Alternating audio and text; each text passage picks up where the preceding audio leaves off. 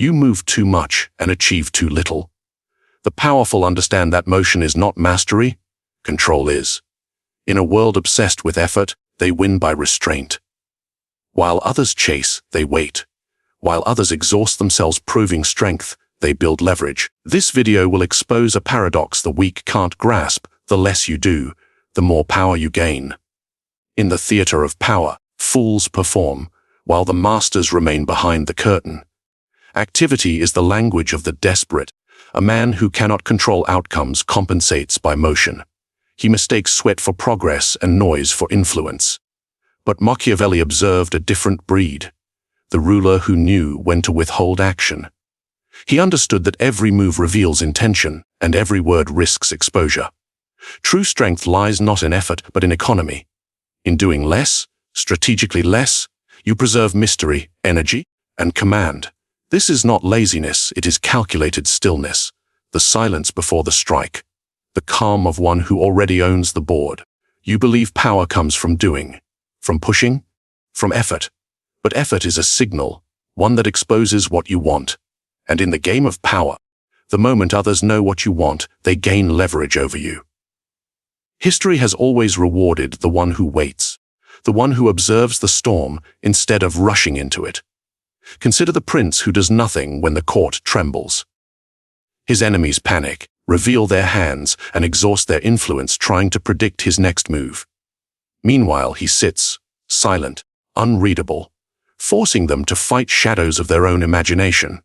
That silence is power. You see, most people are addicted to reaction. They cannot stand still because stillness feels like death to them. They believe motion equals control, but in truth, motion reveals desperation. Every impulsive word, every public display of anger, every need to explain oneself. These are confessions of weakness. A ruler, ancient or modern, who understands restraint, controls perception, and perception, not truth, determines dominance. Think of Caesar. He marched slowly, letting his enemies declare their positions before he ever drew his sword. His stillness wasn't hesitation. It was calculation. He made his opponents reveal their impatience, their fear, their true loyalty. Then, when their own momentum trapped them, he struck once, and decisively. The lesson: the one who acts last often acts best. Strategic inaction is not passivity. It is a weapon disguised as calm. It is the art of letting others destroy themselves through their own motion. Look around you. In business, in politics, in relationships, those who chase attention, chase validation, chase victory too quickly, always end up serving those who wait. The calm observer becomes the quiet manipulator, shaping outcomes through patience. You've likely seen this play out. The colleague who never rushes to speak in meetings, yet his silence makes others nervous. The friend who doesn't text back immediately, and suddenly, they hold the emotional upper hand. The leader who waits before responding to conflict, allowing others' tempers to reveal their true positions. They understand a principle most never learn. The less you reveal, the more others project. And what they project you can control. Psychology calls it informational asymmetry. When one side knows more than the other, they hold all the cards. Strategic inaction creates that imbalance. It gives you time to study patterns, motives, and weaknesses. While others waste their energy on visibility, you accumulate clarity. But there's something deeper here, something almost primal. Humans fear the unknown. When you do nothing, you become an unknown force. Your silence unsettles them because it removes predictability. They begin to imagine your next move. And in doing so, they hand you psychological control. In the courts of Renaissance Italy, this was how survival worked. One wrong word, one rushed alliance, and a man could lose everything.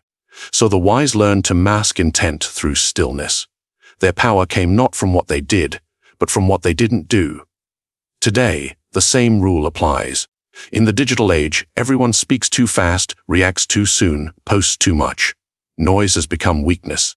He who can remain silent in chaos becomes a symbol of certainty. Ask yourself, how often do you act just to feel in control? How often do you answer before thinking, move before watching, or reveal your next step too early? What would happen if, instead, you paused? If you let the tension grow until others couldn't bear it anymore, and they moved first. Power doesn't belong to the one who moves most. It belongs to the one who moves last and best. Inaction forces the world to come to you, and when the world comes to you, you choose what to give and what to withhold.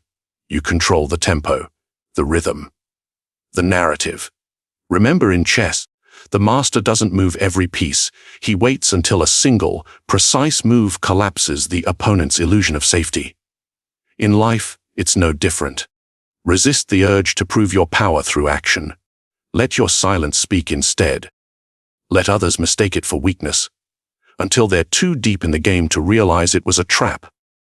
Because in truth, the one who can sit still while others burn already owns the fire. Now, if inaction is a weapon, timing is its trigger, and knowing when to act can turn a quiet ruler into an unstoppable force. That is the next lesson. You've been told to keep moving, to always stay busy, to hustle, to grind, to prove your worth through constant effort. But what if that movement is exactly what reveals your weakness? In the theater of power, motion is noise, and noise betrays insecurity. The truly powerful move little because they have no need to convince. They know that the man who rushes to act is usually trying to hide the fact that he has no real control. Watch closely the next time someone panics under pressure.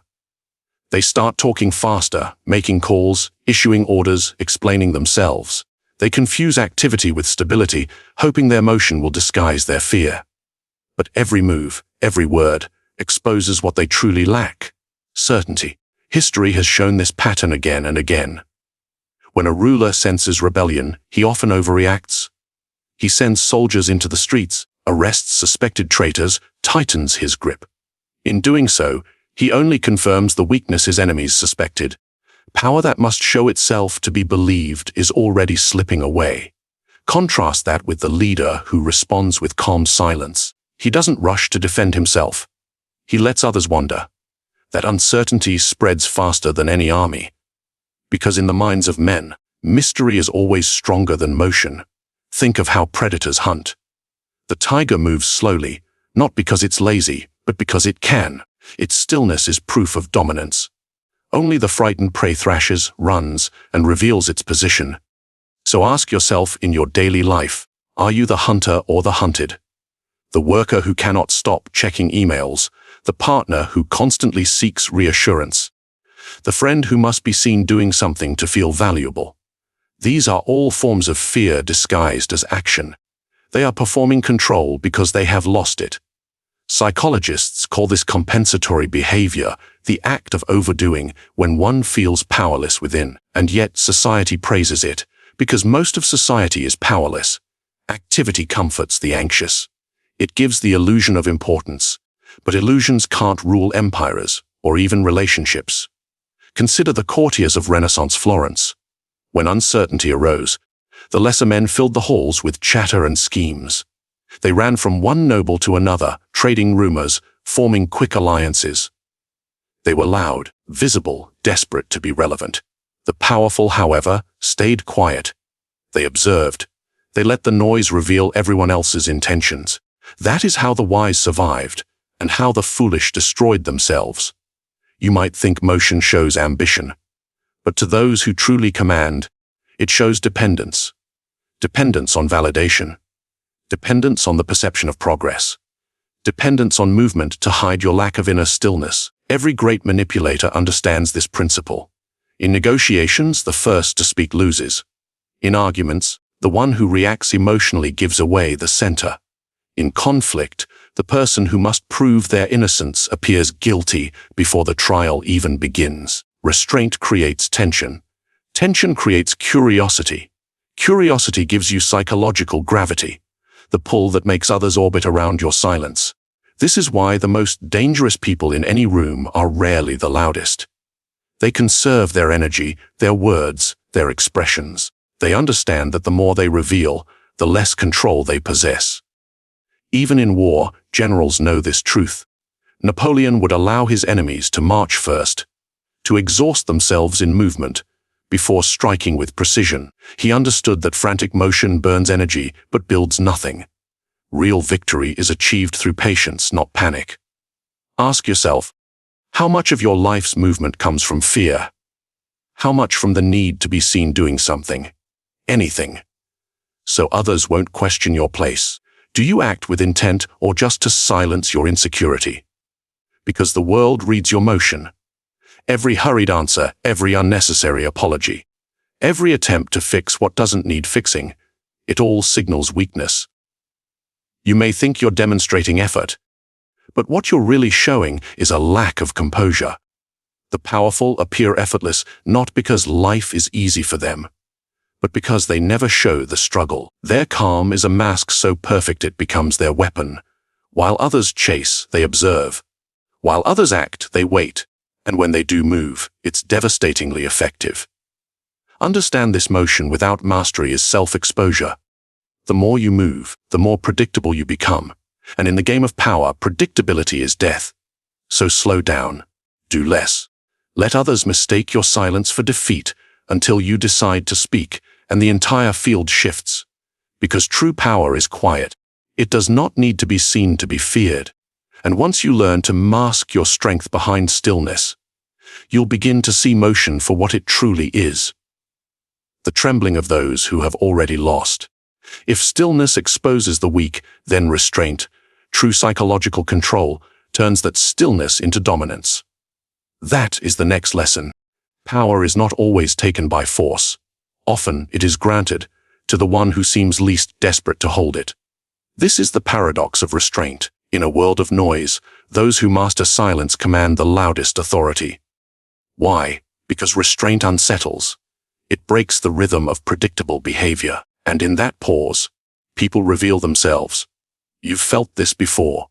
When someone pauses before replying, and your mind rushes to fill the silence. When a leader doesn't react immediately, and you start to doubt your own position. When a rival refuses to retaliate, and suddenly, your aggression feels foolish. Restraint bends the psychological battlefield.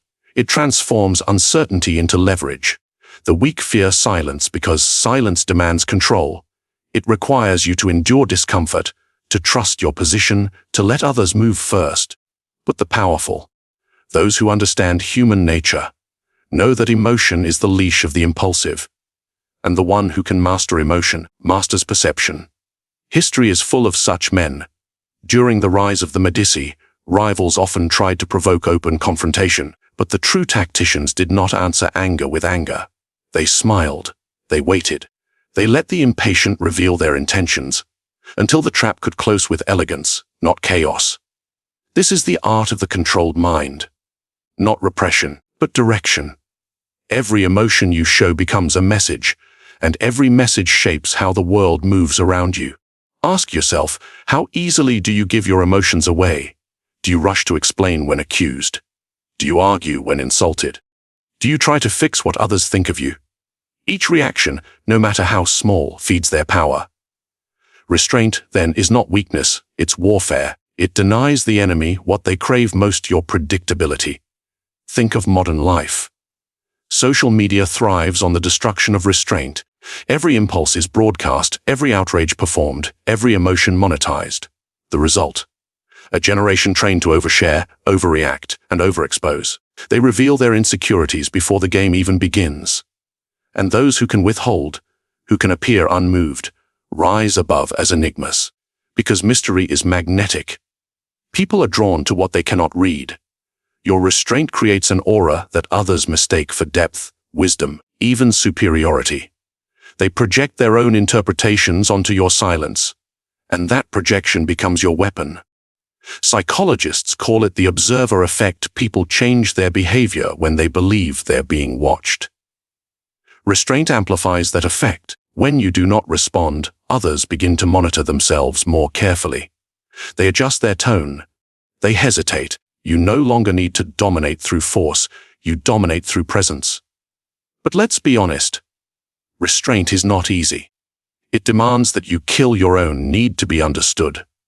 It means accepting that people will misjudge you, and using that misjudgment to your advantage. The strong can endure being misunderstood because they know what they're building beneath the surface. Think of the strategist who allows rumors to spread because they serve his timing. The lover who withholds emotion until the other reveals obsession. The negotiator who remains silent just long enough for the opponent to lower the price. Each of these moments is restraint weaponized, and beneath it lies psychological superiority, the ability to stay calm while others crumble under their own impulses. Restraint is composure under pressure.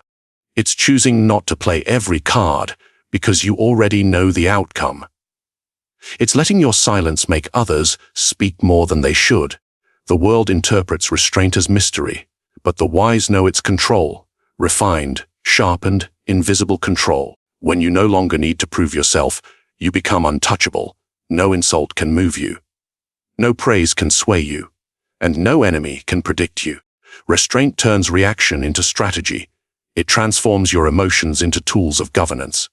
You decide what to reveal, when, and to whom. And while others burn energy proving their dominance, you grow stronger in stillness, undisturbed, unshaken, unreadable. Because the more they try to decode you, the more power you gain over their attention. They become trapped in your silence. So the next time someone provokes you, remember this: every reaction you give feeds them. Every silence you hold starves them. Restraint is the unseen crown of power, the quiet discipline that separates rulers from followers, thinkers from reactors, and the composed from the consumed. But silence alone isn't enough. A ruler who never acts becomes forgotten. Restraint must serve timing, the perfect moment when silence breaks like thunder. And that is where real domination begins. Power isn't only about what you do. It's about when you do it. The difference between victory and ruin is rarely strategy. It's timing. The fool acts because he can. The master acts because he must. Every empire, every dynasty, every leader who endured understood one truth. Timing is the silent currency of control. You've seen it in your own life.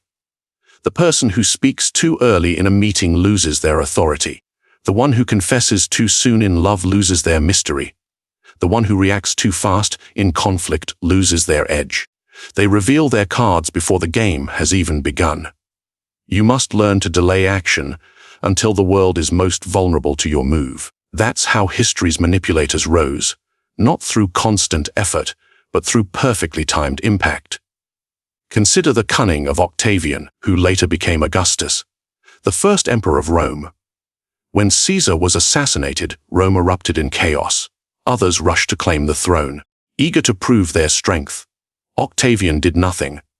He waited, watched the ambitious destroy one another, and only then stepped forward, calm and unopposed. His restraint wasn't hesitation. It was a trap laid by time itself. This is the art of timed intervention. You let the storm exhaust itself before you appear in the clear sky. But to master timing, you must first master perception. You must sense not only the world's rhythm, but your opponent's impatience. Most people cannot wait because waiting feels like invisibility. They act prematurely to escape uncertainty, and in doing so, they lose leverage. So ask yourself, do you act from confidence or from fear of being forgotten? Because if fear drives your timing, your moves will always serve someone else's plan. In politics, business, even personal relationships, the first to move often becomes the first to bleed. The wise let others expose themselves through premature motion. Each action, each outburst, each confession becomes intelligence gathered.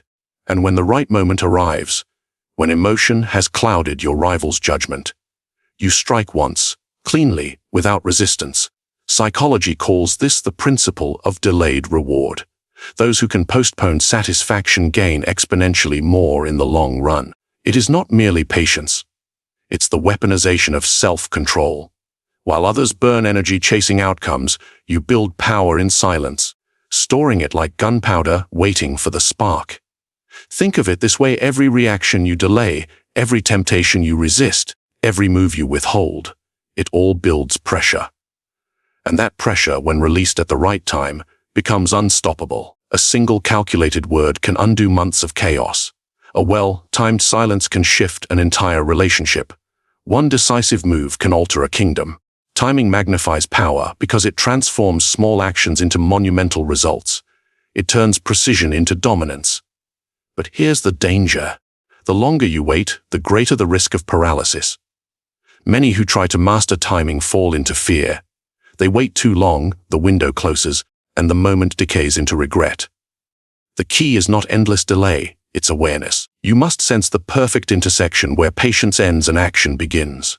In war, this is called tempo. In life, it's called intuition refined by discipline. You must know when the enemy is weakest, when emotion is highest, when opportunity hides beneath distraction. The perfect strike is never rushed, but it is never late. And you cannot find that balance without studying human nature. People move in predictable cycles: ambition, fatigue, distraction, surrender. Your timing should exploit these patterns. Act when their focus fades. Speak when they least expect it. Withdraw when they think they've won. Every great manipulator, from the Medici banker to the modern CEO, uses timing as their invisible hand. They appear only when their presence cannot be ignored. And when they disappear, the silence itself speaks louder than their words. You can feel this in your own life. The one who delays a response becomes intriguing. The one who doesn't rush to forgive becomes respected. The one who waits until others reveal their intentions becomes powerful without ever lifting a hand. Remember, impatience is a public confession of weakness. The world belongs to the one who can bear the silence just long enough for others to destroy their own plans. So, the next time you're tempted to move, ask yourself, who benefits from your urgency? Because if it's not you, you've already lost the battle of timing. True control is not found in motion but in precision. You don't fight chaos, you let it consume itself. Then, as the last flame flickers out, you step forward. Not as a participant, but as the one who always knew when to strike. And if timing is your blade, then perception, how others see your stillness, is your armor. The greatest illusion of modern power is that control requires effort. That the louder you speak, the more you're heard. That the harder you push, the more you achieve. But true control is not born from action. It's born from influence. And influence requires stillness. The world moves for the man who barely lifts a finger, because his restraint forces others to move for him. This is the quiet paradox of mastery. The less you do, the more the world does in your name. History remembers rulers who built empires through armies and ambition, but it forgets the ones who ruled through suggestion, whose silence guided nations more than the speeches of kings. The Duke of Urbino once said, "To rule men, you must first rule their attention. And attention, once captured, can be directed without force." You can see this even in the smallest interactions. When you hold your composure, people adjust their tone to match yours. When you speak less, others start speaking more, filling the silence, revealing secrets. When you delay decisions, those around you scramble to please, to predict, to perform. You have not commanded them. You have not demanded obedience. You have simply created the gravity that pulls them into your orbit. The weak chase attention. The powerful attract it. And attraction is a form of control so subtle, most never see it until it's too late. Psychology calls this indirect influence. It's the ability to make others act according to your desires, while believing it was their choice. You do less, but gain infinitely more, because your control operates from inside their mind. Consider the chess master. He doesn't touch every piece. He moves one strategically, and the board rearranges itself in his favor. Every opponent's motion becomes a response to his design. This is how power truly functions. The visible effort belongs to the subordinates. The invisible direction belongs to the strategist. You can see this dynamic everywhere. In politics, the figure who speaks the least becomes the most quoted. In leadership, the one who delegates effectively appears omnipotent.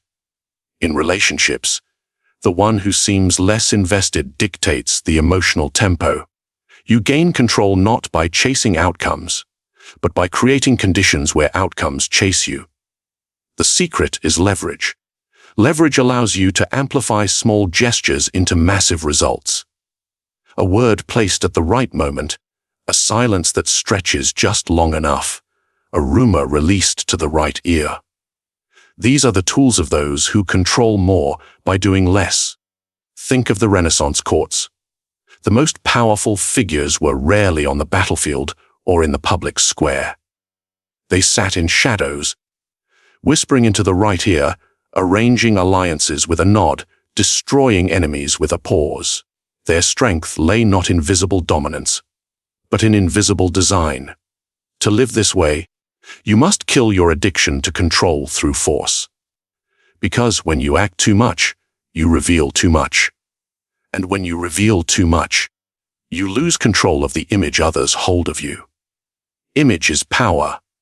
It's the invisible field that makes people obey without understanding why.